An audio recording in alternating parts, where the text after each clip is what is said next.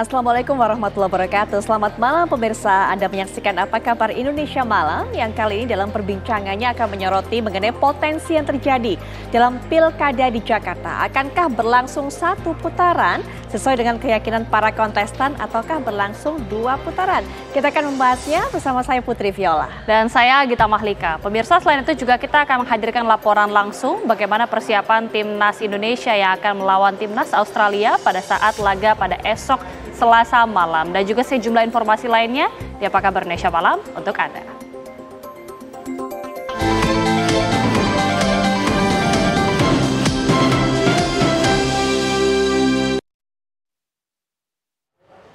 Pemirsa, pesawat Trigana Air yang membawa 40 penumpang tergelincir di Bandara Udara Stefanus Rumbewas, Kamanap, Kabupaten Kepulauan Yapen, Papua pada Senin pagi. Para penumpang selamat telah dibawa ke Rumah Sakit Umum Daerah Serui untuk mendapatkan penanganan medis. Pesawat Trigana Air dengan nomor registrasi PKYSP yang membawa rombongan Ketua Tim PKK Provinsi Papua, Kardinal Limbong, dan penjabat Bupati Kepulauan Yapen, Susana Wanggai, tergelincir di Bandar Udara Stefanus Rumbewas, Kamanap, Kabupaten Kepulauan Yapen, Papua pada Senin pagi. Pesawat yang membawa 40 penumpang ini hendak terbang dari Bandar Udara Stefanus Rumbewas, Kamanap menuju Jayapura. Namun pesawat gagal lepas landas dan keluar jalur di ujung bandara yang menyebabkan kerusakan pada badan pesawat. Kabid Humas Polda Papua mengatakan bahwa saat ini para penumpang sudah dievakuasi ke RSUD Serui guna perawatan medis. Sementara itu badan pesawat masih berada di lokasi kejadian sambil menunggu proses evakuasi oleh pihak berwenang.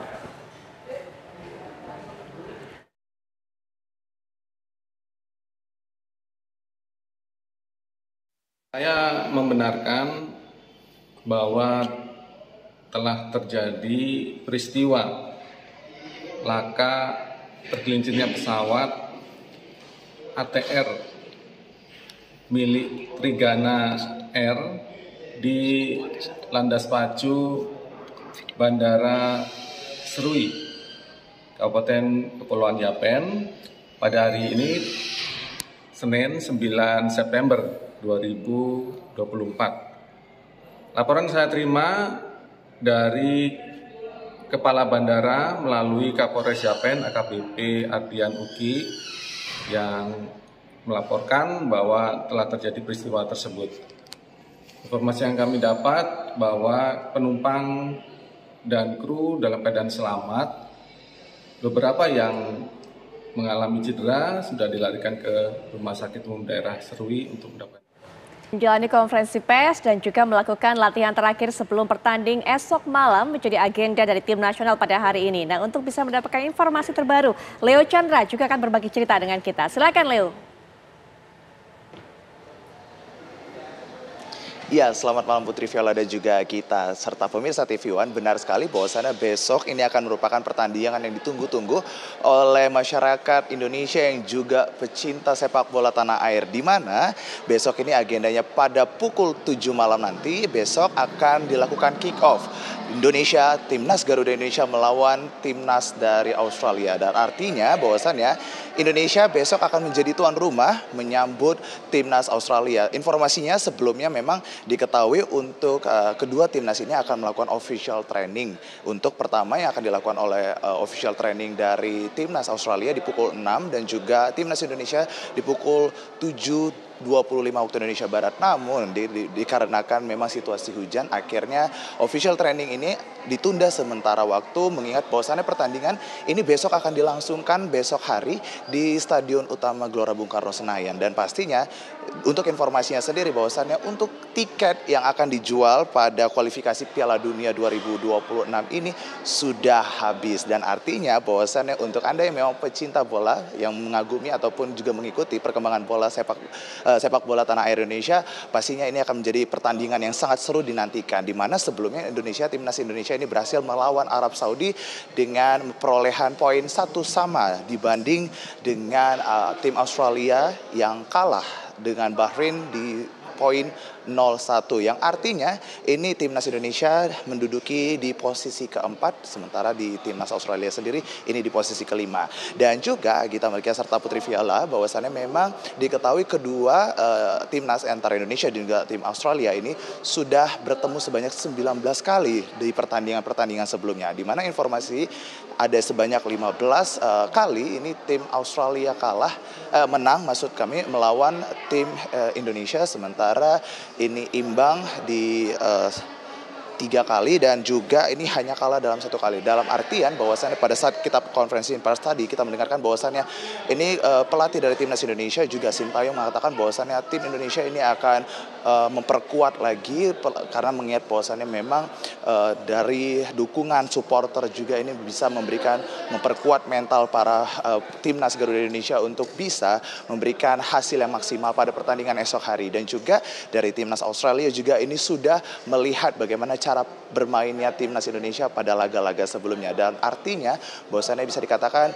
besok ini kita akan sama-sama melihat pertandingan yang sangat seru sekali antara timnas Indonesia melawan juga tim Australia. Dan juga informasinya bahwasannya Justin Hubner ini juga akan bermain sebagai bek tengah untuk mengisi barisan starter timnas Indonesia melawan Australia besok. Dan juga sebelumnya Justin Hubner ini diketahui dia mendapatkan kartu kuning di laga-laga sebelumnya, dan artinya Justin Hubner bersama dengan Rizky Ridho dan juga Jay Ides ini akan mengisi posisi trio center back, dan dipastikan bahwasannya ini merupakan pertandingan yang pastinya ditunggu-tunggu oleh masyarakat Indonesia, khususnya pecinta bola tanah air Indonesia. Begitu laporan yang bisa kami laporkan langsung kembali ke studio. Terima kasih Leo Chandra, informasi langsung dari Gelora Bung Karno, Jakarta. Kita ke informasi selanjutnya, pemirsa. Pimpinan MPR melakukan silaturahmi kebangsaan dengan mengundang Presiden RI ke-5 Megawati Soekarno Putri. Ya, Ketua MPR RI Bambang Susatyo menyerahkan surat pimpinan MPR RI tentang tindak lanjut tidak berlakunya lagi TAP MPRS nomor 33 MPRS 1967 tentang pencabutan kekuasaan pemerintah negara dari Presiden Soekarno kepada keluarga Presiden pertama Republik Indonesia.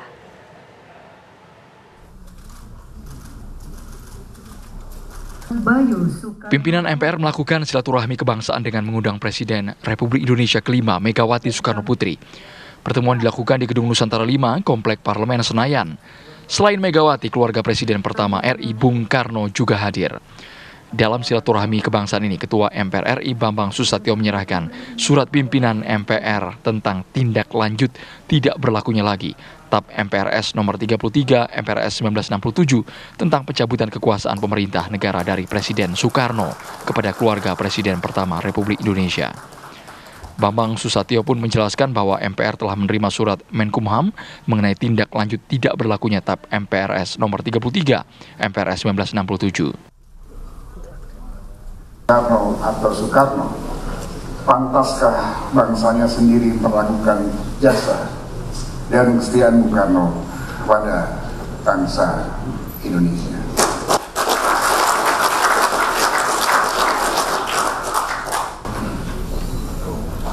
Saudara sekalian, ke depan tidak boleh TAP MPRS nomor 13 /MPRS 1967 ini sesuai dasar hukum TAP MPR nomor 1 /MPR 2003 serta dikeluarkannya Kepres nomor 83 /TK 2012 dapat menghapus stigma terhadap Bung Karno yang telah membuat luka yang mendalam bagi Bung Karno, keluarga, dan rakyat Indonesia yang mencintai Bung Karno sebagai pahlawan bangsanya, proklamator bangsa, dan penggali Pancasila.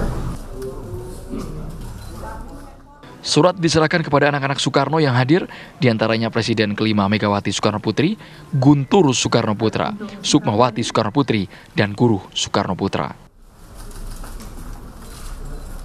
Saya memang harus mengatakan demikian, karena faktanya kami telah menunggu dan menunggu selama lebih dari 57 tahun 6 bulan, alias 50 tahun setengah akan datangnya sikap peri kemanusiaan dan keadilan sesuatu dan rakyat Indonesia yang nasionalis dan patriotis yang mencinta Bung Karno sampai ke akhir zaman. Merdeka! Bamsud pun menambahkan secara yuridis tuduhan mengenai ketidaksetiaan Presiden Soekarno tidak pernah dibuktikan di hadapan hukum.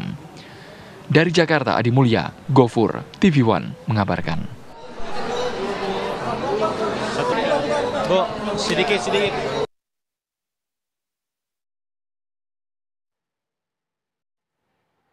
Sesaat lagi pemirsa, Prabowo Subianto, Menteri Pertahanan RI sekaligus Presiden terpilih mengunjungi 5 negara di Asia Tenggara dalam kurun waktu 3 hari untuk bertemu dengan masing-masing pimpinan negara. Sesaat lagi informasinya untuk Anda.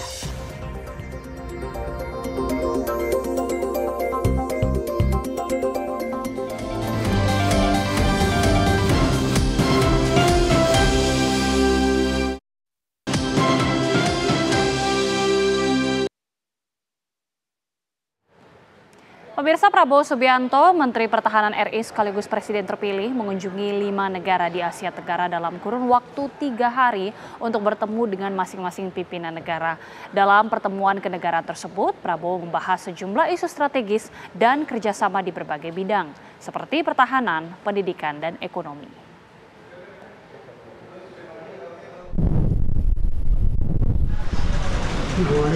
Menteri Pertahanan Republik Indonesia sekaligus Presiden terpilih Prabowo Subianto mengunjungi 5 negara di Asia Tenggara dalam kurun waktu 3 hari untuk bertemu dengan masing-masing pimpinan negara. Kunjungan pertama Prabowo yakni ke Brunei Darussalam untuk bertemu dengan Sultan Haji Hassanal Bolkiah di Istana Nurul Iman, Brunei Darussalam. Pertemuan antara Prabowo dengan Sultan Brunei ini membahas sejumlah isu strategis terutama di bidang pertahanan dan juga terkait dengan kerjasama di bidang pendidikan. Prabowo mengundang para perwira Brunei Darussalam untuk menempuh pendidikan program magister di Universitas Pertahanan Republik Indonesia.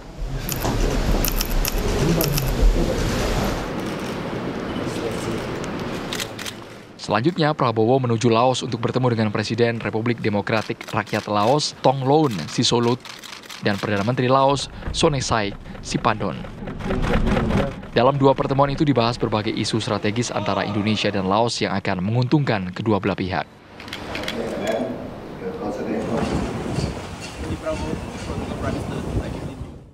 Dari Laos, Prabowo melanjutkan lawatannya ke Kamboja untuk bertemu dengan Presiden Senat Kamboja, Samdech Aga Moha Senapati Tekno Hun Sen, dan Perdana Menteri Kamboja, Samdech Moha Borfor Tipadi Hun Manet. Dalam pertemuan dengan Hun Sen, Prabowo menyampaikan penghargaan yang sebesar-besarnya kepada Kamboja atas komitmen yang berkelanjutan untuk memperkuat kerjasama pertahanan dengan Indonesia. Prabowo yakin Indonesia dan Kamboja dapat bekerja sama, memakmurkan dan memajukan kawasan kedua negara. Kemudian Prabowo melanjutkan kunjungan kerjanya menuju Thailand ditemani putranya Didit Hedi Prasetyo menghadiri jamuan makan malam bersama mantan Perdana Menteri Thailand Thaksin Shinawatra dan putrinya yang merupakan PM baru Thailand Paetong Tan Shinawatra. Prabowo menyampaikan rasa terima kasih dan mengundang keduanya untuk datang di Indonesia. Dari Thailand, Prabowo menuju negeri jiran Malaysia untuk bertemu dengan Raja Malaysia yang Maha Mulia Seri Paduka Baginda yang di-Pertuan Agong Sultan Ibrahim di Istana Negara Kuala Lumpur. Dalam pertemuan itu, kedua belah pihak membahas seputar penguatan kerjasama pertahanan dan berbagai isu strategis lainnya. Kemudian Prabowo menemui Perdana Menteri Malaysia Dato' Seri Anwar Ibrahim, membahas komitmen kerjasama bilateral kedua negara di berbagai bidang. Usai melawat di 5 negara Asia Tenggara, Prabowo bertolak kembali ke Indonesia. Tim TV One mengabarkan.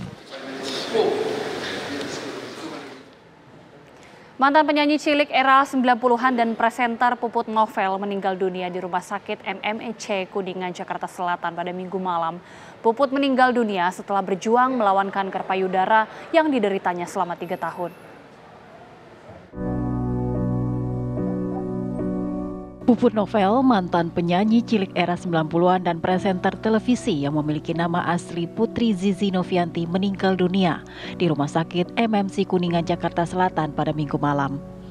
Keluarga dan kerabat berdatangan ke rumah duka di Jalan Raden Fatah, Kebayoran Baru, Jakarta Selatan.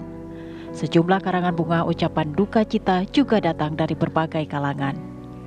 Puput Novel menghembuskan nafas terakhir dalam perawatan medis di Rumah Sakit Metropolitan Medical Center MMC Kuningan, Jakarta Selatan. Sebelumnya, kondisi kesehatan Puput Novel mulai menurun sejak 4 hari lalu akibat kanker payudara yang dideritanya selama 3 tahun terakhir.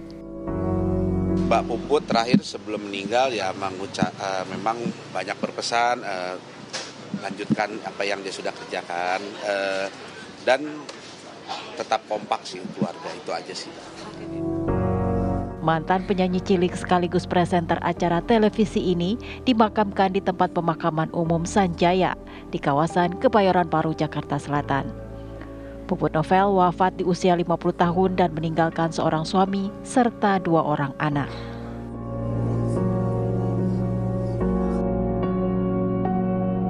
Puput Novel mulai terjun ke dunia hiburan sebagai penyanyi cilik pada era 1970-an. Memasuki usia remaja, Puput Novel melebarkan sayap dengan berkarir sebagai presenter televisi.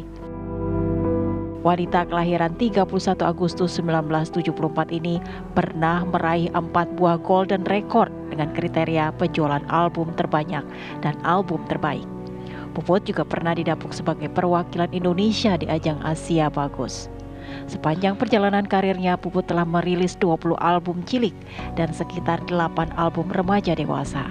Dari Jakarta, Hilda Ramadanti, Bowo, Heikal, TV One mengabarkan. Bakal calon gubernur Jakarta dari calon independen Dharma Pongrekun melayat ke rumah duka Puput Novel. Dharma Pongrekun, bakal calon gubernur Jakarta dari jalur independen, melayat ke rumah duka Puput Novel di Jalan Raden Fatah, Kebayoran Baru, Jakarta Selatan pada Minggu malam. Menurut Dharma, almarhumah Puput Novel merupakan sosok yang baik dan juga peduli dengan masalah sosial. Puput Novel meninggal dunia di Rumah Sakit MMC Kuningan, Jakarta Selatan pada Minggu malam akibat kanker payudara yang dideritanya selama 3 tahun.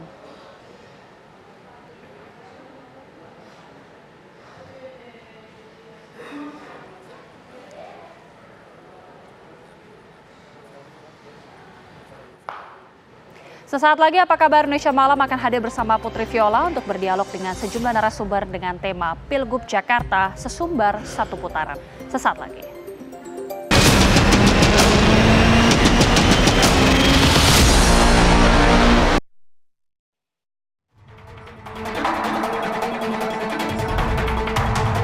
Pemilihan kepala daerah serentak akan digelar pada akhir November mendatang. Seluruh calon kepala daerah yang akan berlaga tengah menyiapkan visi misi demi merebut suara dari para pemilihnya. Dari keriuhan pilkada serentak, pilkada di Jakarta menjadi salah satu yang menuai perhatian. Apalagi di pilkada Jakarta kali ini akan diramaikan oleh 3 pasangan calon, yakni Pramono Anung Rano Karno yang diusung PDIP, pasangan Ridwan Kamil Suswono yang diusung Koalisi Indonesia Maju Plus, serta pasangan Dharma Pongrekun dan Gun Wardana yang maju dari jalur independen. Dari ketiga paslon yang akan berlaga di Pilkada Jakarta kali ini, ada optimisme dari pasangan Pramono Anung Rano Karno bahwa mereka akan bisa memenangkan Pilkada Jakarta dalam 1 putaran. Ya, kalau kita sudah maju, kita juga harus yakin untuk menang. Kalau nggak yakin menang, ngapain maju? Apalagi hari ini yang luar biasa, ini adalah rumah pemenangan atau posko paling dekat sama rumah saya. Saya aja nggak tahu, benar-benar nggak tahu siapa yang menyiapkan. Jalan kaki ke rumah saya nggak sampai 5 menit. Sehingga dengan demikian antusiasme warga yang luar biasa kepada saya dan Bang Dul ini luar biasa. Dan sekali lagi inilah yang menjadi energi kekuatan bagi kami berdua. Ya. Bang Dul yakin menang 1 putaran nggak? Harus. Kalau mau maju ya pasti yakin. Saya fighter, saya yakin. Visi akan disampaikan ke KPU malam ini. Apa yang bisa disebut Mas mungkin dikit? Ya intinya nanti kalau sudah ini kami pasti akan buka. Saya dan Bang Dul ini bukan orang yang tertutup, kami sangat terbuka. Tetapi intinya adalah bahwa kami akan mempunyai program yang tumbuh dari bawah, bukan program yang tiba-tiba dari atas. Pernyataan yang nyaris serupa juga dilontarkan oleh Suswono yang merupakan pasangan Ridwan Kamil di Pilkada Jakarta. Suswono menganggap Pilkada 1 putaran akan menekan biaya yang dikeluarkan oleh negara. Ya kalau soal prediksi ya itu sah-sah saja ya. Termasuk juga survei apapun ya sah-sah saja ya. Yang penting bahwa kita akan ikuti aturan mainnya. Kalau memang harus 2 putaran ya 2 putaran. Tetapi kalau bisa sekali putaran paling tidak bisa menghambat mengurangi biaya lah ya setidak-tidaknya. Yang jelas kami akan berusaha secara optimal untuk memperkenalkan program-program gagasan-gagasan besar Jakarta Baru, Jakarta Maju ini seperti apa ya. Itu nanti setelah kami ditetapkan menjadi pasangan calon sah, sehingga nanti kami baru akan menggesah ya agar rakyat Jakarta paham. Pilkada Jakarta memang berbeda, karena untuk memenangkannya, paslon harus memenangkan suara lebih dari 50% plus 1 suara. Jika jumlah dukungan yang diperoleh paslon kurang dari 50%, maka akan digelar putaran kedua. Lantas, faktor apa saja yang mempengaruhi paslon bisa memperoleh suara 50% plus 1? Mungkinkah seorang paslon bisa menjadi jawara Jakarta dengan 1 putaran? Tim TV One mengabarkan. Anda sudah mendengarkan tadi apa yang membedakan Jakarta dengan daerah-daerah lainnya untuk bisa menentukan pemenang dari pilkada. Nah, bicara mengenai soal kemenangan, para calon pasangan memang memiliki keyakinan yang begitu tinggi. Tapi pertanyaan selanjutnya adalah kemenangan ini diraih dalam 1 putaran atau 2 putaran. Melihat tadi dari berbagai pertimbangan akan lebih mudah, kemudian juga lebih hemat biaya jika dilaksanakan sepanjang 1 putaran saja. Akankah visi misi yang mereka sampaikan kepada masyarakat bisa mengantarkan tiket kemenangan kepada mereka ini hanya dalam 1 putaran saja? Untuk bisa memberikan pandangan, analisa, termasuk juga ada kaitannya dengan bagaimana sebenarnya syarat-syarat yang akan menjadi karakter dari pemilihan dari para warga Jakarta ini. Nah, ini sudah hadir di samping saya pengamat politik yaitu Mas Khairul Umam. Assalamualaikum warahmatullahi wabarakatuh. Selamat malam Mas Umam. Mbak Putri. Baik, dan juga akan bergabung secara daring ini perwakilan dari masing-masing kandidat ataupun juga masing-masing pasangan yang meramaikan Pilkada Jakarta. Sudah hadir secara daring juga mewakili dari ataupun juga merupakan tim sukses dari pasangan Pramono Anung dan juga Rano Karno, Bang Chiko Hakim. Assalamualaikum warahmatullahi wabarakatuh. Selamat malam Bang Chiko. Salam Bu Putri, Mas Umam, Bu Siti Fadila, apa kabar semua? Alhamdulillah baik Bang Chiko. Dan juga sudah bergabung juga dengan kita, ini juga tim sukses dari pasangan Dharma Kun. Begitu kan, Dharma Pongrekun Kun Wardana, yaitu Ibu Siti Fadila Supari. Assalamualaikum warahmatullahi wabarakatuh. Selamat malam Bu Siti. Waalaikumsalam, selamat malam juga Mbak Putri sama Pak dari PDIP ya dan pengamat. Selamat malam. Selamat malam Ibu. Iya, tadi kita sudah mendengarkan bagaimana keyakinan disampaikan baik oleh Pak Pramono, kemudian juga tadi oleh Pak Suswono. Pak Pramono Anung bahkan mengatakan kita ini fighter, kalau nggak yakin ya nggak akan kemudian maju ke medan pertandingan. Tapi apa yang membuat kemudian pasangan Pramono Anung, kemudian juga Rano Karno ini, Bang Chiko yakin bisa memenangkan pilkada kali ini hanya dalam 1 putaran saja, Bang Chiko? Tadi yang disampaikan oleh Mas Pram itu kan sebenarnya bukan subar ya, tidak sesuai dengan judul yang disampaikan TV One. Tapi itu merupakan statement keyakinan dari kedua pasang calon ini. Dan ini suatu hal yang biasa seperti disampaikan oleh Mas Pram bahwa kalau tidak yakin ya nggak mungkin maju karena banyak sekali yang istilahnya dikorbankan untuk seorang atau 2 pasang ini maju. Artinya Mang Rano Karno yang baru saja terpilih sebagai anggota DPR RI harus mundur dari jabatannya. Mas Pram juga yang tadinya berpikir setelah selesai masa tugas sebagai Seskap ingin santai-santai dulu bersama keluarga, pada akhirnya harus bertarung lagi di dunia kontestasi politik. Dan juga tentu bukan hanya waktu, bukan hanya tenaga, tapi juga biaya. Nggak mungkin paslon ini juga tidak mengeluarkan biaya. Dan juga mengajak teman-teman yang lain untuk bersama-sama berjuang. Dan ini artinya tidak boleh setengah-setengah dan harus menang. Dan memang ditargetkan 1 putaran karena memang sumber daya ini kan sayang sekali kalau kita harus menghambur-hamburkan untuk kemudian maju ke putaran kedua, walaupun tentu bila itu terjadi tidak jadi masalah, ini juga bagian dari perjuangan. Keyakinan kami ini berdasarkan satu tadi terkait dengan memang hitung-hitungannya kedua tokoh ini kan juga bukan kedua tokoh yang tidak pernah bertarung secara elektoral. Mas Pram 4 kali terpilih sebagai anggota DPR RI, Bang Rano pernah maju sebagai wakil bupati, pernah jadi juga wakil gubernur, kemudian sekarang terpilih sebagai anggota DPR RI. Artinya pertarungan elektoral bagi mereka bukanlah hal yang asing. Mereka mengetahui apa-apa aja prasyarat untuk menjadikan seorang calon kemudian terpilih di fieldnya masing-masing. Dan ini akan diterjemahkan dalam perjuangan kali ini maju sebagai paslon gubernur dan wakil gubernur. Tapi selain itu juga tentu kita tidak boleh lupa bahwa keduanya didukung oleh PDI Perjuangan, sebuah partai yang eksistensinya, posisinya sudah teruji dan terbukti di daerah khusus Jakarta ini.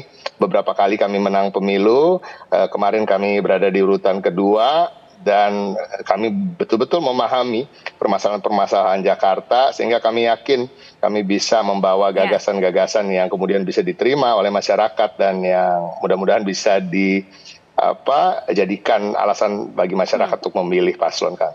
Baik, dukungan dari PDIP bisa menjadi salah satu modal kuat dan cukup menjanjikan bagi pasangan ini untuk bisa mengklaim ataupun juga mendapatkan suara lebih dari 50%. Itu yang terjadi pada pasangan Pramono Anung Rano Karno. Nah, bagaimana dengan pasangan calon independen kita, Bu Siti Fadila, mendapatkan suara 50% plus 1 cukup besar, Ibu. Apalagi kemudian jika tugas ini harus dilakukan oleh pasangan yang tidak didukung oleh partai yang notabene partai itu memiliki pendukung yang cukup besar. Bagaimana ini, Ibu? Iya, tentu saja memang kita harus menang. Apakah itu 1 putaran atau 2 putaran, tidak masalah bagi kami. Walaupun mungkin untuk dananya mungkin lebih baik 1 putaran. Tapi untuk kami dari paslon independen, mau 1 putaran kayak mau 2 putaran kayak yang penting paslon independen itu menang. Gitu. Baik, tapi keyakinan... ya, silakan lanjutkan Ibu. Sekarang sudah pinter ya, masyarakat itu sudah pinter, tidak melihat siapa yang akan jadi, tapi melihat programnya. Nanti masyarakat akan bisa menilai mana program-program dari ketiga paslon ini yang betul-betul berpihak pada masyarakat banyak. Nah, saya kira masyarakat sekarang sudah akan pinter. Dan program-program kami adalah kita tekankan pada program kemanusiaan. Sehingga kita bisa lintas partai, siapapun juga ibu-ibu, emak-emak yang tertarik dengan program kami mestinya akan bergabung pada kami. Tidak peduli itu dari partai manapun juga. Baik. Jadi itu harapan kami, apakah putaran 1, apakah 2 putaran, pokoknya kita harus menang. Baik, Bu Siti, dari program-program yang ada, apa Bu yang andalannya yang kemudian ini bisa memikat hati para warga Jakarta sehingga kemudian mendapatkan pasangan Darmakun ini 50% lebih, Bu? Ya, kami tidak berani untuk mengatakan harus dapat 50% lebih ya, tapi harapan itu boleh-boleh saja. Menurut saya, program-program Darmakun ini sangat-sangat berpihak kepada kepentingan rakyat banyak. Karena kami memperjuangkan hak dasar kedaulatan hidup masyarakat Jakarta. Yang selama ini masyarakat banyak atau rakyat banyak itu selalu tersingkir dengan pembangunan-pembangunan yang notabene mesti walaupun itu untuk mempersatu Jakarta, tapi kita tidak boleh menggerus kemanusiaan. Nah, itu yang ditekankan. Baik. Jadi kata Pak Dharma bahwa dia akan melindungi setiap jiwa keluarga. Baik. Jadi kita ciptakan Jakarta yang aman, Jakarta yang aman untuk mewujudkan rakyat yang beradab, kemudian mandiri, kemudian makmur dan bahagia. Baik, Mas Umam juga bisa berikan pandangan keuntungan kerugian 1 putaran 2 putaran seperti apa sebenarnya? Kalau faktor biaya memang sudah di depan mata, tapi masalah-masalah lainnya? Ya, kalau misal kandidatnya cukup banyak, memang potensi untuk masuk di putaran kedua akan lebih terbuka. Dan memang dari sisi competitiveness itu akan jauh lebih kompetitif, dan ketika masuk di putaran kedua, maka proses deepening atau pendalaman terhadap gagasan, ide itu akan jauh lebih terlihat. Meskipun memang secara klaim, ini kan menang satu putaran, ini kan bahasa klaim, ini kan bahasa cywar. Masing-masing mencoba untuk klaim, dan itu juga terjadi di Pilpres kemarin. Masing-masing kandidat juga mengklaim akan menang satu putaran, meskipun dalam realitasnya di voters turnout-nya ada yang 15%, ada yang hanya 20%, ada yang sampai 50%. Nah, terlepas dari itu, memang kalau misal kita cermati dari peta kekuatan yang ada, pasangan Ridwan Kamil Suswono berpotensi memiliki potensi kemenangan di satu putaran itu, karena bagaimanapun juga komposisi infrastruktur politik terutama dari partai-partai pendukung itu praktis 85%, dan angka itu sangat masif. Artinya kalau misal kemudian pasangan RK dan juga Pak Suswono bisa meyakinkan infrastruktur politik itu bekerja real pada basis kekuatan politiknya, maka potensi 50% plus 1 berpotensi terjadi. Meskipun tentu itu tidak menjadi jaminan juga, karena angka dukungan di atas kertas seringkali kemudian agak luput di dalam eksekusi di lapangan. Faktornya cukup banyak, mulai dari faktor teknis ya, masyarakat di hari H misalnya terkendala karena faktor jarak, faktor teknis cuaca dan sebagainya, sampai hal-hal yang sifatnya substansial terkait dengan ketidakpercayaan pada penyelenggara atau penyelenggaraan pemilu yang dianggap tidak merepresentasikan aspirasi mereka dan sebagainya. Nah, ini yang kemudian terus akan berkembang. Tetapi di saat yang sama ini memang ada sisi yang unik ini dari pasangan Pak Pramono dan juga Rano Karno. Dalam konteks tertentu, kedua pasangan itu memiliki kegembiraan karena memang seolah tidak ada beban. Tidak ada beban, barangkali juga karena merasa tercorner, ini 15% berhadapan dengan 85%.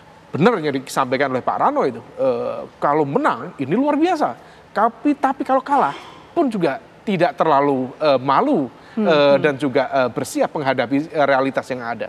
Nah, oleh karena itu, tetapi dengan riang gembira itu, dengan optimisme itu, dia mencoba untuk mentransfer apa sih yang sebenarnya ingin dilakukan, sekaligus juga barangkali ada basis pemilih loyal dengan pendukung Anies Baswedan misalnya, yang kemarin sempat agak komunikasi cukup dekat. Maka kalau misal kemudian ada gerakan yang bisa tertransfer dengan mengkapitalisasi tadi itu kekhawatiran atau ketidakpuasan terhadap proses politik, maka angka itu bisa berubah. Dan dengan tingkat literasi politik masyarakat Jakarta yang cukup memadai, potensi shifting dalam konteks dukungan juga bisa terjadi. Mas Umam, artinya lebih penting kemudian dukungan para parpol di belakang para calon ini dong dibandingkan dengan program visi misi kerja yang nanti ditawarkan. Tapi nanti Mas Umam bisa dijawab setelah jeda berikut ini, termasuk juga kalau tadi dikatakan oleh Mas Umam ada orang-orang mungkin yang kecewa dengan proses menuju Pilkada Jakarta kali ini. Nah, siapa kemudian mendapatkan keuntungan? Pasangan yang mana mendapatkan keuntungan dari kalangan tersebut? Nanti kita akan bahas setelah jeda berikut ini. Saat lagi.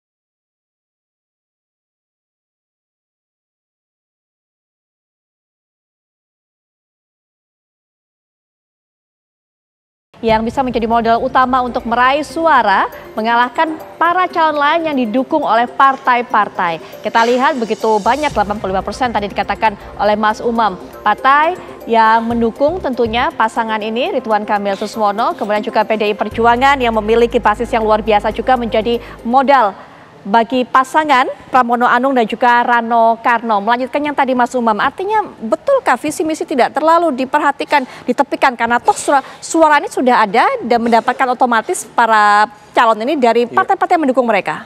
Visi misi tetap penting karena bagaimanapun juga literasi masyarakat Jakarta juga cukup memadai untuk mencerna setiap informasi dan juga klaim-klaim politik yang disampaikan. Tetapi juga di saat yang sama visi misi itu menjadi sesuatu yang sifatnya dinamis. Tergantung juga seberapa disiplin para calon pasangan cagup dan cawagup itu dalam berargumen, bernarasi. Jangan sampai ketika kemudian menyampaikan visi misi kemudian ada yang slip of tongue atau ada yang salah argumen, tidak logik dan sebagainya.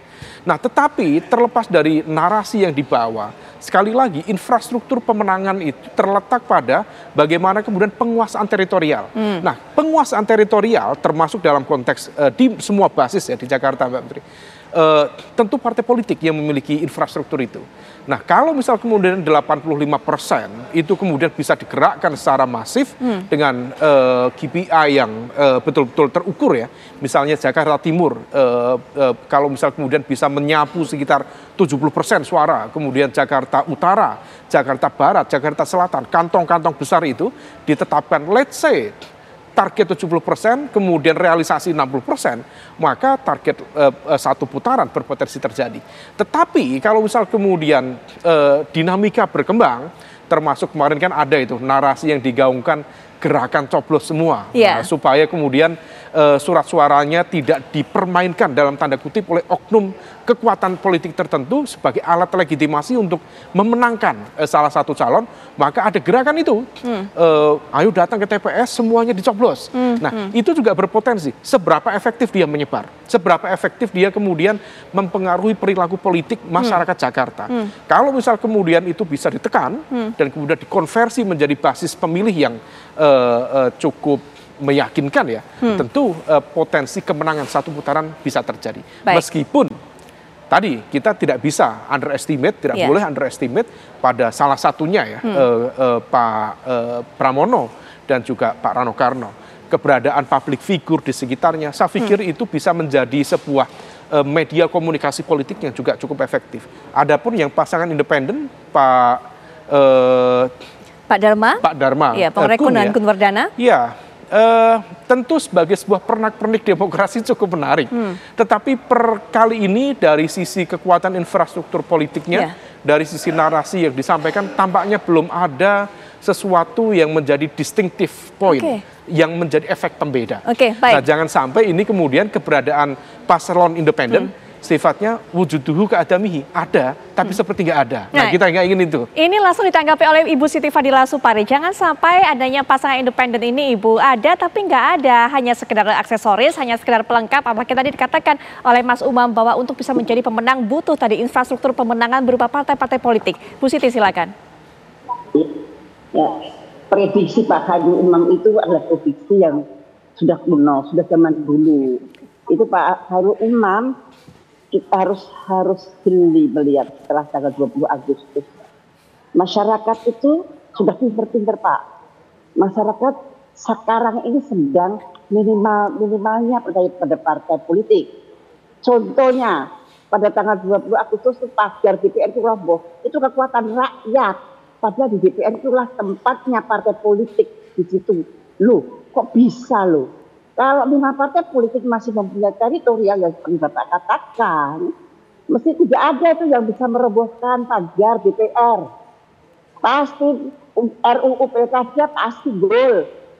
Itu MK pasti kalah kalau partai politik masih berkuasa. Nah, tetapi ternyata MK yang menang, bukan DPR. DPR itu rumahnya partai politik semuanya loh, Pak. Nah, itu satu. Kedua, konstelasi partai politik dalam pilkada ini sangat pincang, sangat tidak adil gitu. Satu paslon didukung oleh 13 partai, satu paslon lainnya didukung cuma satu partai, walaupun partai besar ya, paling besar gitu. Tetapi kan itu menunjukkan satu yang aneh. Masyarakat pasti berpikir, ada apa ini?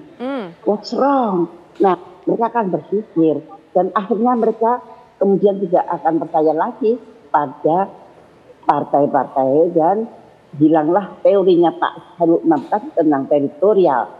Mudah-mudahan rakyat dan atau masyarakat Jakarta cukup cerdas untuk menilai program-program yang akan dipresentasikan oleh para paslon-paslon. Oke. Nah, gitu. Baik Bu Siti Fadila. Nanti Mas Umam silakan, monggo untuk dikomentari. Betul nggak kemudian karakter para pemilih Jakarta seperti itu? Tapi Bang Ciko juga bisa berikan pandangan. Bang Ciko, kalau kita bicara mengenai infrastruktur tadi yang disinggung oleh Mas Umam, ini begitu dominan, begitu luar biasa perannya untuk mengantar para calon ini menjadi pemenang. PDIP memang memiliki basis yang besar, tapi 85% partai ini kemudian memberikan dukungan kepada pasangan lawan, pasangan rival ini, Bang Ciko. Kita nafikan, memang kalau kita bicara soal pemilihan, kontestasi politik, tentunya basis-basis di mana partai-partai itu bekerja dan mempunyai struktur di seluruh Jakarta misalnya, itu sangat mempengaruhi bagaimana pasangan calon bisa mensosialisasikan programnya. Itu satu, saya menyetujui itu. Namun pertanyaannya kembali lagi, apakah 13 partai itu akan bekerja sekuat tenaga seperti satu sama lain gitu? Apakah nanti jangan-jangan Partai Golkar dan pakai PKS saja yang akan bekerja keras, sementara partai yang lain tidak akan sekeras mereka bekerja? Itu juga menjadi pertanyaan, dan itu ada keuntungan dan ada kekurangan dari berkumpulnya partai begitu banyak di dalam satu koalisi. Nah, pertanyaan-pertanyaan itu tentu nanti bisa kita jawab di lapangan nanti gitu. Kalau kita lihat soliditas juga penting. Nah, untuk mensolidkan sekian banyak partai sungguh tidak mudah. Kita bisa tahu bahwa sampai hari ini teman-teman di Kim Plus untuk mengusung satu nama sebagai ketua tim ses saja masih bongkar pasang.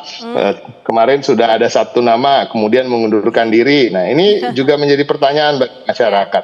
Yang kedua, bukan hanya itu, tentunya confidence dari paslon itu juga sangat penting. Bukan hanya tadi, semuanya punya rekam jejak yang baik, termasuk Polri Kundarma, semuanya punya visi misi dan gagasan yang baik tentunya, dan mempunyai niat baik untuk warga Jakarta. Tapi level of confidence, saya melihat mungkin subjektif ya, tetapi pasangan calon Mas Pram dan Rano Karno sangat confidence, dan mereka betul-betul rajin turun ke bawah untuk bersilaturahmi walaupun belum masa kampanye ini untuk memperkenalkan diri. Dan Mas Pramono Anung sangat fasih dalam berbicara terkait dengan program Jakarta dan gagasan Jakarta. Begitu juga Rano Karno, karena memang keduanya sudah lama tinggal di Jakarta. Kalau Rano Karno anak Kemayoran, lahir besar di Jakarta. Mas Pram sendiri udah dari tahun 80-an, dan ini sangat penting sehingga tidak kagok ketika berbicara dengan masyarakat, dan masyarakat bisa relate. Warga Jakarta bisa sangat relate dengan apa yang mereka sampaikan dan punya kesamaan-kesamaan pengetahuan terkait dengan seluk-beluk dan lika-liku Jakarta. Baik, Bang Ciko, pertanyaan ataupun juga hal-hal yang Bang Ciko singgung tadi,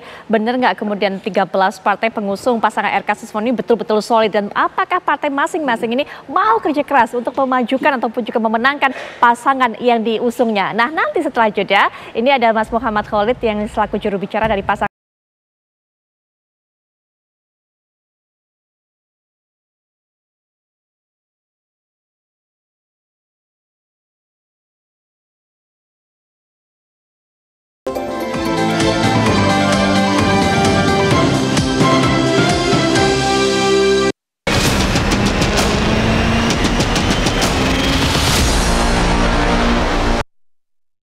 Kita lanjutkan perbincangan, dan di segmen ini kita sudah ada narasumber yang baru saja bisa bergabung, yaitu selaku juru bicara dari pasangan Ridwan Kamil dan Suswono, ada Bang Muhammad Khalid. Assalamualaikum warahmatullahi wabarakatuh. Selamat malam Bang Khalid.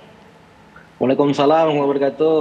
Baik, pasangan RK Suswono ini memang betul-betul didukung oleh begitu banyak partai, 13 partai. Tapi pertanyaannya, 13 partai ini semua akan betul-betul usaha keras, usaha total untuk mendukung pasangan RK Suswono nggak Mas? Dan seberapa solid? Karena kalau terakhir saja kita sudah tahu tim sesnya, ketuanya sudah sempat diumumkan, Bang Ahmad Syaroni, tapi kemudian ditarik lagi. Nah, masih ada maju mundur, ada tarik ulur seperti ini. Apa dinamika yang terjadi di dalam sebenarnya, Bang Khalid?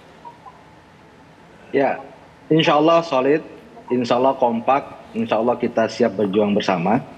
Dan saya kira memang butuh waktu untuk menentukan tim sukses. Tentu satu partai dengan 13 partai berbeda untuk cara mengorganisasikan ya. Dan itu hal yang sangat alamiah, sangat wajar sekali. Sehingga kita juga perlu mendengar aspirasi dari masing-masing partai pendukung. Dan bagi kami yang terpenting adalah sekarang bagaimana kandidat kami, yaitu kita menyebutnya pasangan Ridwan Kamil Suswono, Ridho. Dan kami meyakini bahwa pasangan Ridho ini adalah pasangan yang tepat untuk warga Jakarta. Kenapa? Paling tidak ada 3 hal. Pertama adalah kita menawarkan rekam jejak.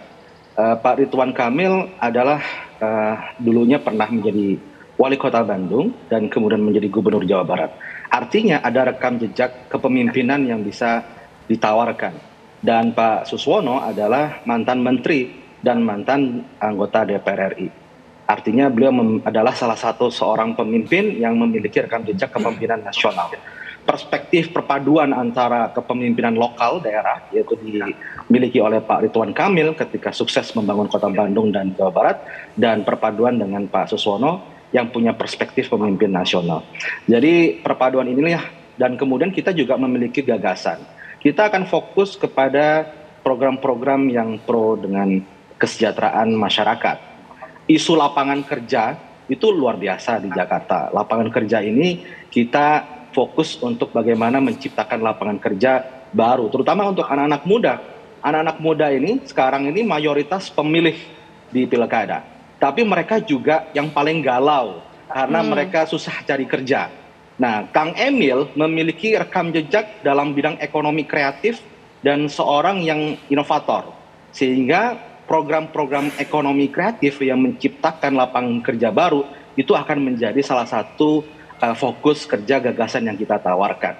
Dan Pak Suswono memiliki rekam jejak sebagai Menteri Pertanian, isu-isu terkait stabilitas harga pangan, bagaimana penyediaan kebutuhan bahan pokok yang terjangkau itu juga akan menjadi salah satu isu penting. Jadi inilah kita ingin menawarkan rekam jejak, menawarkan gagasan, dan juga keberlanjutan dan perbaikan. Keberlanjutan maksudnya apa? Kita juga akan mengakselerasi pembangunan yang sukses di periode gubernur sebelumnya untuk kita akselerasi.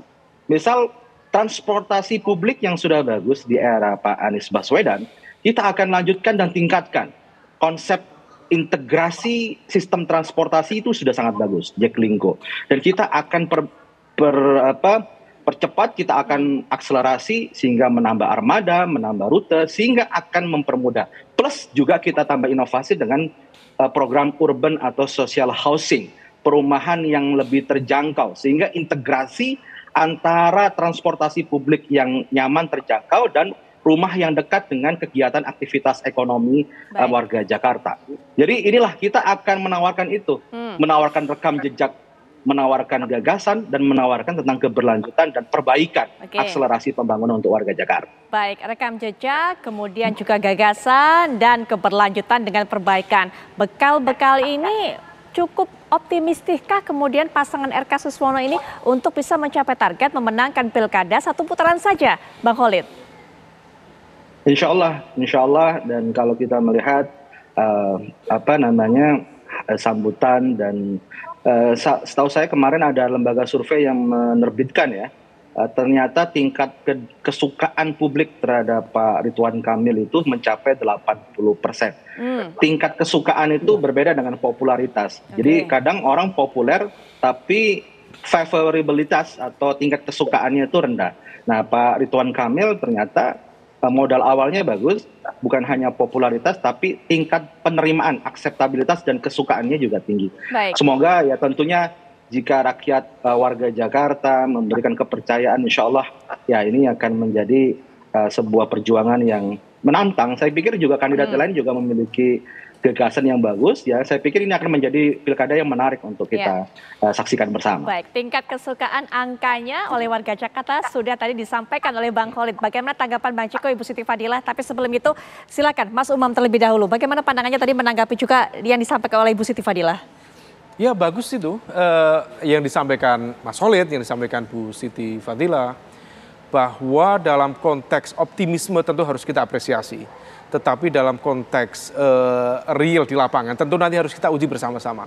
Kalaupun tadi konteks literasi masyarakat kita terutama di Jakarta yang semakin baik terrepresentasikan dalam gerakan civil society yang kemarin, ya civil society yang kemarin memang sesuatu gerakan yang cukup genuine.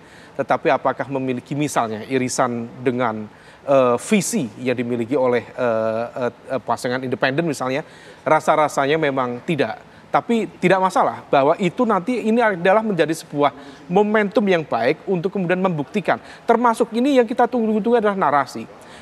Bagaimana misalnya seorang Ridwan Kamil yang memiliki track record panjang dalam konteks tata kelola pemerintahan lokal atau local good governance, kita ingin melihat dalam kontekstualisasi kebijakan publiknya di Jakarta itu apa? Bukan sekedar gimmick, sekedar mobil pink atau mobil curhat. Itu kan sesuatu yang bermain gimmick gitu. Tetapi kalau misal bisa menghadirkan narasi yang substantif, termasuk misalnya Pak Rano Karno juga mantan dari pimpinan kepala daerah, kemudian Pak Pram juga bukan politisi kemarin sore, maka kemudian pertarungan gagasan ini yang ingin kita lihat, yang ingin kita uji. Kalau misal kemudian itu bisa digerakkan secara masif, dikampanyekan, kemudian ensuring the people, shifting itu bisa terjadi. Kita masih ingat, Mbak, di momentum pilkada ketika Pak Fauzi Bowo dulu ya menjadi incumbent, hampir semua materi survei itu cukup banyak yang mengklaim berpotensi menang satu putaran.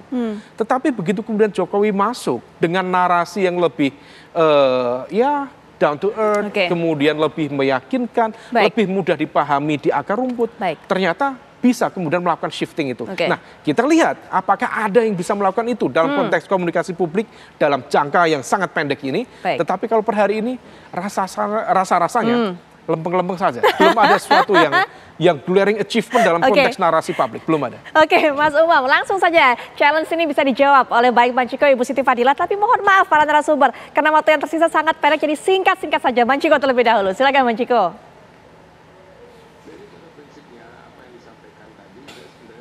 Bang Chiko, mohon maaf, sepertinya suaranya masih di mute. Kami masih belum bisa mendengar. Kedengeran? Ya, sudah aman. Silakan. Oke. Jadi pada prinsipnya apa yang menjadi disampaikan tadi saya sepakat sekali bahwa memang we have to attack the problems. Ya, masalahnya sekarang adalah tentu kita harus akui mau sampai hari ini memang belum ditetapkan calon ya. Jadi visi misi maupun gagasan ini masih spill dikit nih tadi disampaikan Bang Khalid.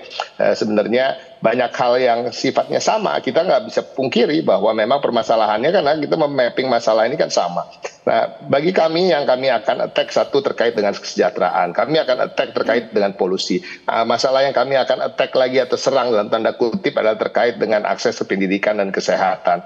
Akses terhadap transportasi, bagaimana hunian yang layak. Nah, tetapi pada prinsipnya nanti diferensiasi itu akan muncul ketika kita sudah mulai menurunkannya secara detail. Nah, kita tunggu saja ke depan dalam waktu yang akan sangat singkat ini kita akan melakukan itu semua. Tapi kalau dibilang terkait dengan kelebihan, saya mengaku betul memang sudah pernah menjadi 2 kali gubernur di Jawa Barat, tapi kita juga tidak bisa lupa terkait dengan pengalaman dari Mas Pram yang 10 tahun di sekretaris kabinet, yang sehari-harinya bahkan seminggu sekali bisa membicarakan Jakarta secara komprehensif, terkait juga pembangunan ke depannya, terkait dengan aglomerasi dan hal-hal lain yang sifatnya sangat teknis terkait dengan Jakarta sebagai ibu kota maupun sebagai daerah khusus Jakarta ke depannya. Tapi ya mudah-mudahan ini menjadi pertarungan gagasan yang baik dan kita harus secara riang gembira menyambut kontestasi ini dan rasa-rasanya calon-calon yang ada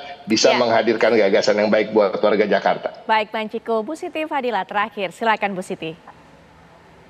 Ya, tentu saja kalau kita lihat rekam jejak dan sebagainya, tentu yang namanya paslon independen itu seperti David melawan Goliat ya.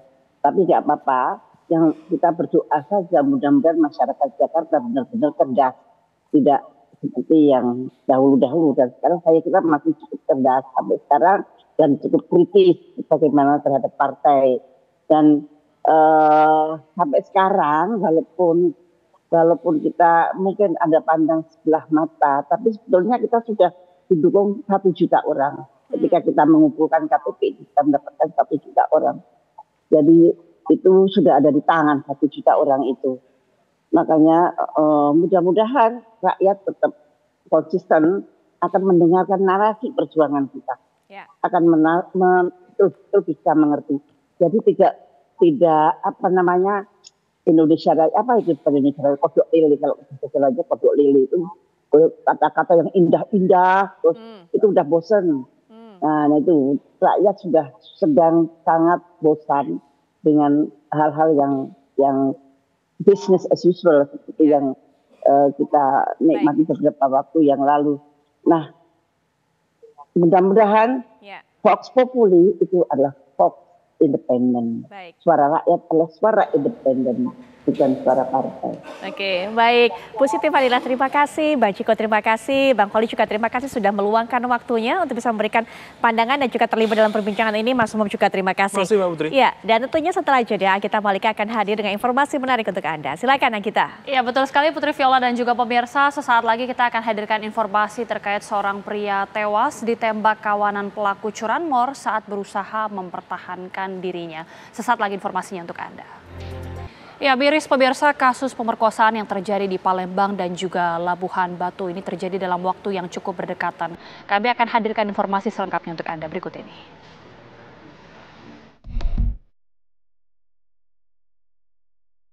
Peristiwa tewasnya AA, remaja putri berusia 13 tahun yang meregang nyawa usai diperkosa dan dibunuh oleh rekannya, menjadi perhatian publik. Nasib remaja asal Palembang, Sumatera Selatan ini begitu tragis. AA diperkosa dan dibunuh oleh rekannya. Pelaku utamanya adalah remaja berusia 16 tahun yang kesal karena cintanya ditolak. Sementara 3 pelaku lainnya masih berusia di bawah umur hingga tidak ditahan.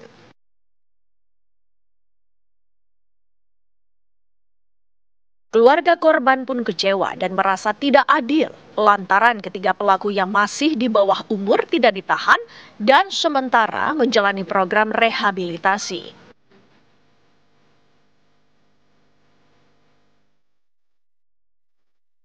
Di Labuhan Batu, Sumatera Utara, peristiwa tak kalah tragis menimpa seorang siswa SMK. Korban diduga dicabuli hingga 11 orang pria.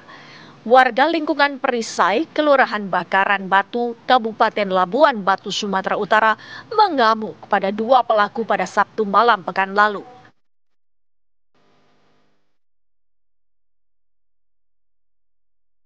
Kasus ini bermula dari korban RCV yang tidak pulang ke rumah sejak Jumat kemarin.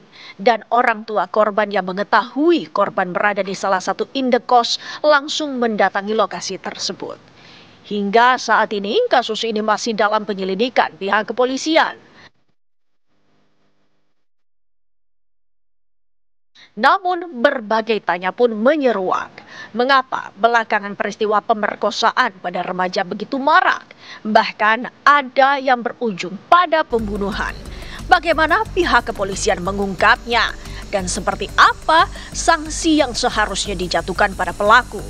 Dan seperti apa korban seharusnya dilindungi? Dari Palembang, Sumatera Selatan, dan Labuhan Batu, Sumatera Utara, tim TV One mengabarkan. Ya, kasus pemerkosaan yang terjadi di Palembang dan juga Labuhan Batu ini menjadi tragedi yang begitu memilukan. Apalagi para pelaku ini diindikasi merupakan anak di bawah umur. Bagaimana kemudian perkembangan selanjutnya, kita akan berdiskusi bersama dengan sejumlah narasumber. Sudah hadir di studio kriminolog Ibu Iva Hanifah. Selamat malam Ibu Iva. Ya, dan juga bergabung secara virtual Kasat Reskrim Polres Labuhan Batu AKP Tuku Rifanda. Pak Kasat, selamat malam Pak Kasat. Selamat malam Mbak Agita. Baik, Pak Kasat, kami ingin mengupdate terlebih dahulu untuk kasus pemerkosaan yang terjadi di Labuhan Batu. Hingga saat ini Pak, sudah ada berhasil berapa pelaku yang tertangkap? Ya baik, terima kasih Mbak Agita. Kami update kembali informasi terkait adanya peristiwa pencabulan terhadap anak di bawah umur yang beberapa waktu lalu terjadi di Kabupaten Labuhan Batu. Sampai dengan saat ini kami sudah mengamankan sebanyak 2 orang pelaku pencabulan, ya. Sementara berdasarkan hasil pemeriksaan, ya, terdapat 10 orang yang diduga sebagai pelaku pencabulan, di mana peristiwa ini terjadi di 2 tempat. Dan saat ini kami dari kepolisian sudah mengantongi 8 identitas pelaku tersebut dan sedang dalam proses pengejaran oleh pihak kepolisian. Mudah-mudahan dalam waktu yang tidak terlalu lama bisa segera kita ungkap. Demikian. Baik, artinya masih ada 8 pelaku yang masih terus diburu oleh pihak kepolisian, Pak. Dari 10 orang pelaku ini ada berapa, Pak, pelaku yang di bawah umur? Ya baik, dari hasil pemeriksaan sementara ya kita ketahui terdapat 3 pelaku yang kita duga masih di bawah umur, karena berdasarkan data yang kita peroleh yang bersangkutan masih berstatus sebagai pelajar ataupun siswa sekolah menengah atas. Namun demikian untuk pastinya tentunya kita harus melakukan pemeriksaan lanjutan guna memastikan berapa banyak sebenarnya pelaku anak dalam peristiwa tersebut. Informasi sebelumnya, Pak, 2 pelaku yang berhasil tertangkap ini kan sempat digebuki warga. Bagaimana kemudian dengan 8 pelaku lainnya? Ini tidak berhasil digebuki atau karena berhasil meloloskan diri ini, Pak?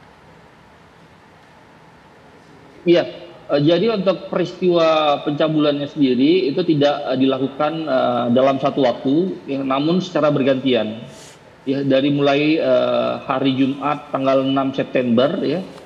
Pelaku secara bergantian melakukan pencabulan terhadap korban, dan yang terakhir kali adalah pada saat tanggal 7 September 2004, di mana 2 pelaku yang diamankan itu adalah pelaku terakhir yang menyetubuhi daripada korban. Demikian. Jadi tidak dalam satu waktu, sehingga pelaku yang lain sudah sempat melarikan diri setelah mereka melakukan aksinya. Baik. Hubungan antara para pelaku dengan korban ini sebenarnya apa, Pak? Iya, pada awalnya yang berhubungan dengan para pelaku ini adalah salah satu pelaku atas nama H.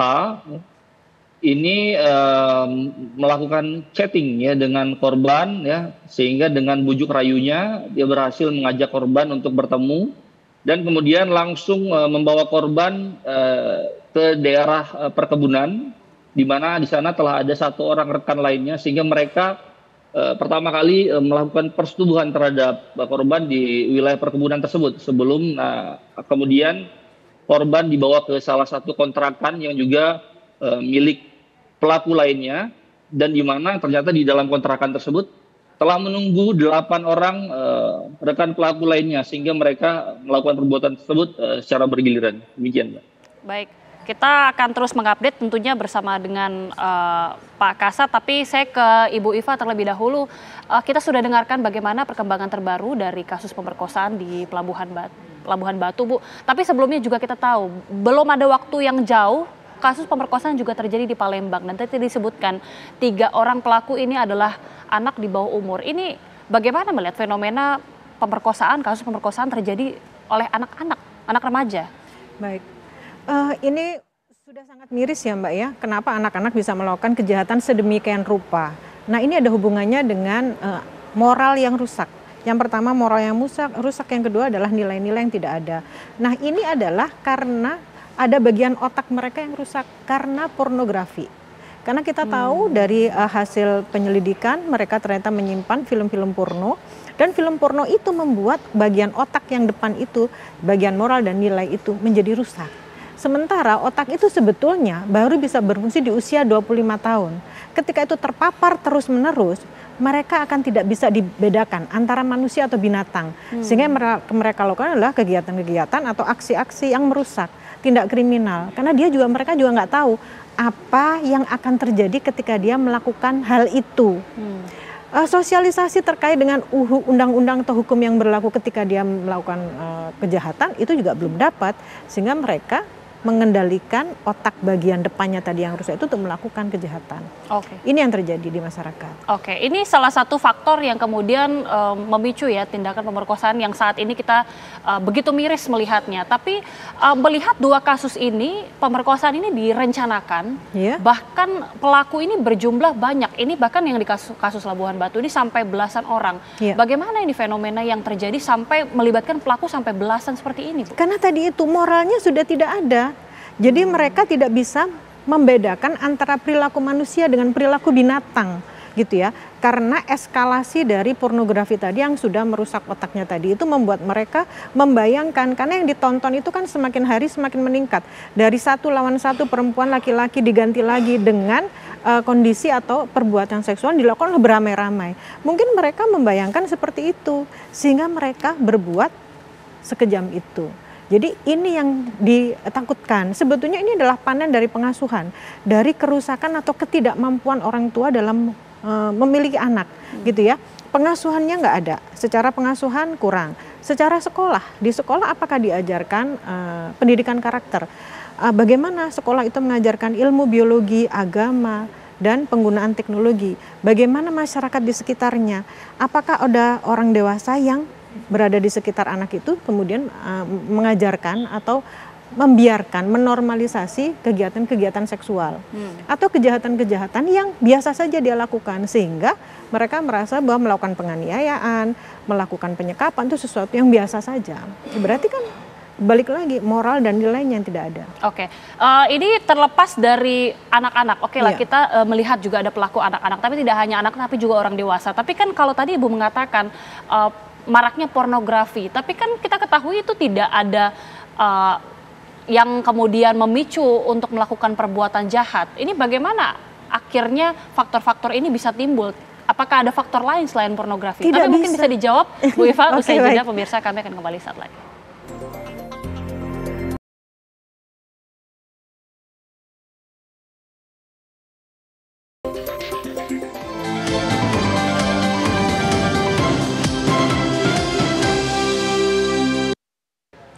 Ya, Bu Iva ketika tadi mengatakan bahwa salah satu pemicu mungkin adalah pornografi.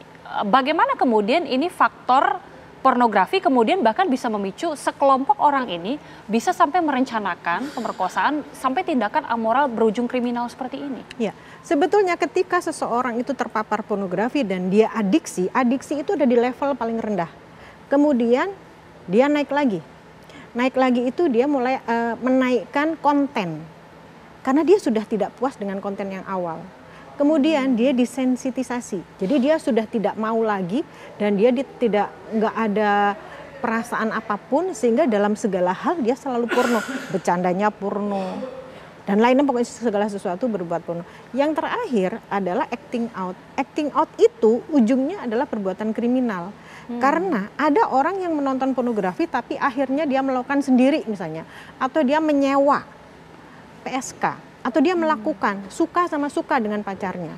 Tapi ketika seseorang ini tidak punya pelampiasan, ditambah dengan kondisi psikologisnya yang tidak betul, dia akan melakukan kejahatan.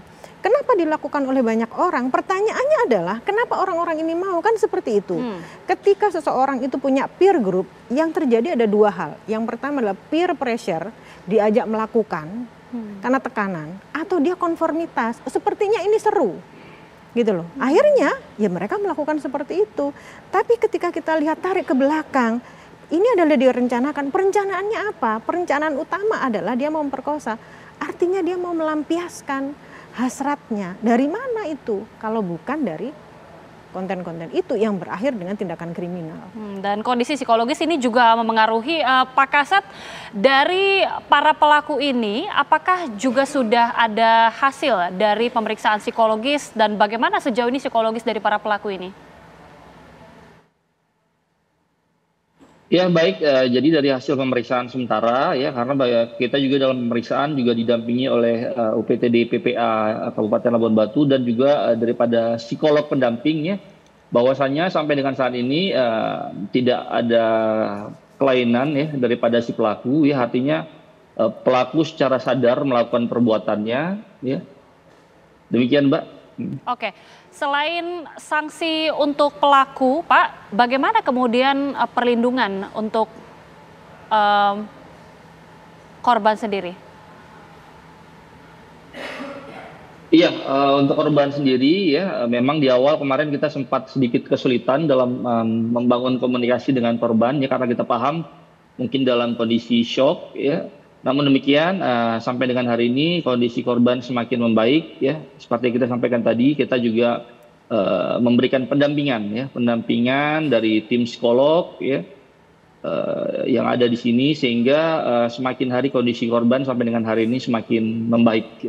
Baik, tadi sempat disebutkan Pak bahwa melalui asesmen psikologis para pelaku ini sebenarnya kondisi psikologisnya baik-baik saja, tidak ada kelainan. Jadi untuk jerat hukum sendiri seperti apa Pak untuk para pelaku? Iya, untuk para pelaku sendiri ya kita jerat dengan Undang-Undang Perlindungan Anak ya dengan pasal 81 subsidiar pasal 82 ayat ke-1 Undang-Undang Perlindungan Anak dengan ancaman 15 tahun penjara, Mbak. Baik, saya kembali ke Bu Iva. Kalau hasil dari psikologis untuk para pelaku, khususnya untuk di kasus Labuhan Batu ini, sepertinya pelaku tidak mengalami permasalahan atau kelainan dari kondisi psikologisnya. Ini apa penjelasannya sehingga bisa seperti ini? Sepertinya ya, sepertinya. Tapi gini, ketika mereka sudah berkelompok berarti tadi itu kan anak-anak itu melakukan kejahatan atau remaja melakukan kejahatan itu karena 4 hal. Yang pertama karena pengasuhan yang buruk, pola asuh yang buruk. Yang kedua karena sekolah tadi itu tidak bisa mendidik secara karakter. Yang ketiga peer groupnya. Yang terakhir adalah media sosial yang digunakan atau dikonsumsi. Nah ini saling berkaitan. Jadi tidak bisa menjadi satu faktor gitu ya, multifaktor. Apa ini yang membuat gitu? Apakah ini karena peer groupnya? Bagaimana dengan orang tuanya? Ini saling berkesinambungan. Tapi sejatinya semua ini memang sudah terbaca dari tahun-tahun yang lalu. Karena perusakan generasi ini sudah sangat masif dilakukan di Indonesia. Tujuannya adalah tidak untuk menembaki anak-anak remaja itu untuk mati. Tapi merusak mentalnya, merusak moralnya. Sehingga 10 tahun lagi, 20 tahun lagi nggak ada pemimpin di Indonesia yang baik. Karena semuanya rusak karena moralnya yang terganggu. Jadi otak bagian depannya yang belum selesai, belum jadi itu ternyata sudah mengecil. Ini adalah penyakit. Kenapa penyakit? Karena secara struktur menjadi rusak, secara fungsi menjadi tidak ada. Jadi yang dilakukan adalah sesuatu yang merugikan, sesuatu yang kriminal. Dan dia tidak tahu apa akibatnya dari di belakang itu semua. Gitu. Jadi mereka tidak ada. Pengendalian dirinya kurang. Berpikir, emosi, aksi, pikir. Jadi ketika mereka emosi, euforianya dia kepengen bersama-sama untuk melakukan kejahatan, dia langsung beraksi. Dipikirnya nanti, harusnya emosi, pikir, aksi. Ketika sudah dipikir, dia tidak akan melakukan aksi. Ini yang kurang. Jadi yang harus kita lakukan, wahai orang tua, lihat lagi anaknya seperti apa gitu ya. Karena yang menyiapkan internet itu adalah orang tua. Yang mengasuh orang tua. Tapi bagaimana dengan perilaku anak-anak kita? Jangan-jangan anak kita itu ada 2 hal yang akan terjadi. Menjadi pelaku atau menjadi korban. Oke, ini kan ada salah satu informasi juga untuk kasus yang di Palembang, Bu. Ini kemudian para pelaku berusaha menyamarkan, menutupi kejahatannya dengan berpura-pura berbaur dan menuju TKP juga, berpura-pura berbaur seperti warga lainnya juga melihat ke TKP begitu ya. Ini kan artinya upaya-upaya yang sudah timbul dari pelaku sendiri bahwa untuk menutupi kejahatan yang sudah dilakukan. Artinya sudah ada berpikir cukup ke depan betul. Untuk hal menutupi kejahatan ini. Ya. Sebetulnya criminal mind itu memang ada. Semua anak mengalami hal itu karena itu perkembangan dari otak gitu ya. Jadi bagaimana kita itu menjadi manipulasi, kan manipulasi itu penting ketika kita menghadapi sesuatu gitu ya. Sesuatu yang mengerikan gitu, kita harus manipulatif seperti apa. Masalahnya ini digunakan untuk apa? Kejahatan itu dipelajari Mbak, dipelajarinya itu dari setiap hari berinteraksi dengan siapa. Gitu ya, melakukan kejahatannya kepada siapa dan sumber daya yang dimiliki oleh korban itu seperti apa pun sumber daya yang dimiliki oleh kelompok itu. Kemudian di paling akhir mereka mempelajari bagaimana hukum yang akan menjeratnya. Harusnya sampai situ. Ketika mereka merasa bahwa ketika kita habis melakukan kejahatan kita datang aja ke tahlilannya biar orang nggak mengira, berarti dia udah mempelajari kan. Dengan kita melakukan tindakan yang seolah-olah nggak tahu, kita tidak akan tuduh gitu. Itu kan berarti dipelajari. Ini berarti criminal mind. Kenapa anak-anak punya criminal mind? Berarti moral dan nilainya yang kurang. Oke, Pak Kasat, hingga saat ini Pak, bagaimana perkembangan dari 8 pelaku lainnya yang masih terus diburu Pak sejauh ini? Iya, seperti yang saya sampaikan tadi ya, bahwa terhadap 8 terduga pelaku ini saat ini kita sudah mengantongi keseluruhan identitasnya ya. Dan sedang dalam proses pengejaran ya. dalam beberapa waktu lalu tadi kita sudah menemui titik terang ya, seperti yang kita sampaikan. Tentunya kita mohon dukungan daripada seluruh masyarakat. Mudah-mudahan dalam waktu yang tidak terlalu lama ya, peristiwa ini bisa segera kita ungkap seterang-terangnya. Demikian, Mbak. Baik, untuk pelaku utama sebenarnya siapa, Pak? Apakah dari 2 pelaku yang sudah berhasil tertangkap atau dari 8 pelaku yang masih diburu? Iya, untuk pelaku utama berinisial H, yakni yang melakukan komunikasi ya, chatting awal dengan korban, ya. Ini masih kita terus kejar, Mbak. Ya. Dan salah satu pelaku utama lainnya juga yang sudah kita amankan, ini ternyata adalah mantan daripada korban. Sehingga pelaku yang kita amankan inilah yang sebenarnya memberikan nomor handphone daripada korban kepada pelaku lainnya. Baik, bagaimana kemudian dengan peran para pelaku lainnya, Pak? Iya, untuk peran daripada ke-10 pelaku ya adalah keseluruhannya melakukan persetubuhan terhadap korban, Mbak. Baik. Dan 2 diantaranya adalah yang menyiapkan tempat ya, yakni rumah kontrakan di mana pada saat korban terakhir kali kita temukan. Baik. Bu Iva, dari 2 kasus pemerkosaan yang terjadi di Palembang dan juga Labuhan Batu ini sebenarnya apa yang harus dilakukan tidak hanya orang tua ya, tapi juga pemerintah? Apalagi tadi Bu Iva sempat menyebutkan ini sepertinya ada perusakan generasi, perusakan mental generasi muda. Yang diperbaiki harus banyak. Yang pertama dari sisi orang tua, bagaimana cara mereka mengasuh, bagaimana kedekatannya, bagaimana memberikan kebutuhan jiwa. Dari sekolah juga demikian, apa yang harus dilakukan, bagaimana memberikan literasi digital.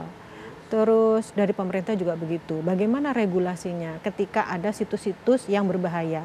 Namun Mbak, ini juga repot, karena yang situs yang mereka akses pun sekarang di stop, besok ada lagi. Bahkan anak-anak ini bisa memproduksi sendiri, badannya sendiri yang disampaikan kepada orang, atau hasil dari download disampaikan. Ini kan susah sekali, jadi ini tugas dari pemerintah gitu ya. Kemudian siapa lagi? Masyarakat, kontrol sosial harus diperketat.